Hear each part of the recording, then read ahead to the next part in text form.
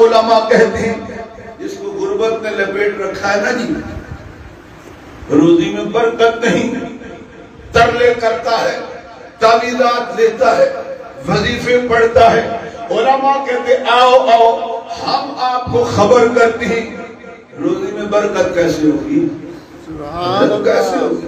فرمایا لمبے کوئی وظیفے نہیں، لمبی کوئی صحیح نفلوں کی قطار نہیں، تعداد نہیں، نہ کوئی آیت پڑھنے کے لیے کہہ رہے ہیں، نہ نفلوں کی جناب تعداد بتاتے ہیں، نہ ہی کوئی اور جتن کرنے کی بات ہے۔ جو یہ چاہتا ہے میری روزی میں برکت ہو، میری عمر میں برکت ہو، میرے گھر میں برکت ہو، آزما کے دیکھ پر وہ باپ کے جوتے کو دھو لے۔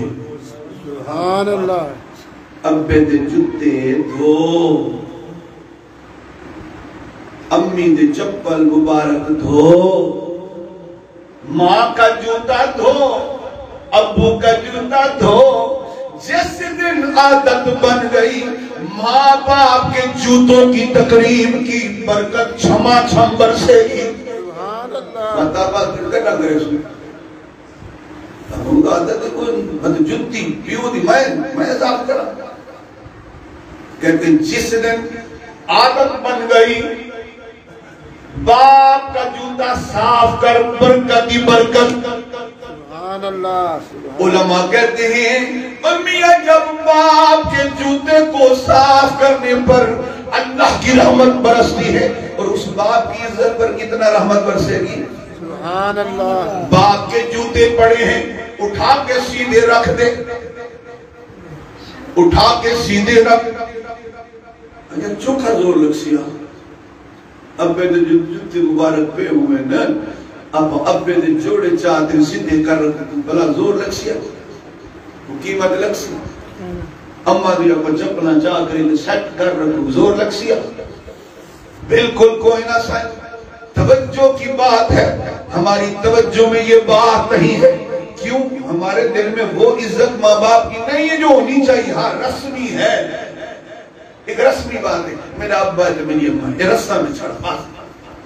وہ جو دین کہتا ہے ماں کی تقریب کر، باپ کی تقریب کر، اللہ سے ڈر۔ جب دین کہتا ہے ان کی عزت کر، اللہ سے ڈر، ان کے جوڑے سیدھے کر، ان کی تقریب کر، ان کے سامنے اف مت بول، ان کے سامنے قولن کریمہ تعظیم کی باتیں کر، نرمی کے بازو بچھا اور رب سے دعائیں مانگ۔ اے اللہ جیسے بچپن میں انہوں نے مجھے پالا، اے اللہ اب ان پر وہی کرم نازل کر۔ تو عالم کہتے ہیں ان کے جوتے سیدھے کر، تیری غربت نہ مٹے تو پھر کہنا۔ سبحان اللہ۔ گھر سے فقر و فاقہ کے ڈیرے نہ اٹھ جائے تب کہنا۔ اس کی وجہ جب باپ کا جوتا دھوئے بیٹا، ماں کا جوتا دھوئے بیٹی، اللہ کی رحمت برستی ہے۔